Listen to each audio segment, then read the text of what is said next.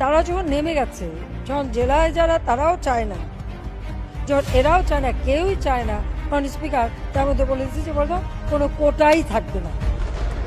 কোনো কোটারই দরকার নেই, কোটাটার দরকার নাই, ঠিক আছে, বিসিএস যেভাবে পরীক্ষা হবে মেধার মাধ্যমে সব নিয়ে এখানে দ্বন্দ্বটা সৃষ্টি করে, এটা একটা ট্যাকটিস। তার মানে কি মুক্তিযোদ্ধার সন্তান নাতিপুতিরা কেউ মেধাবী না, যত রাজাকারের বাচ্চারা নাতিপুতি হলো মেধাবী, তাই না?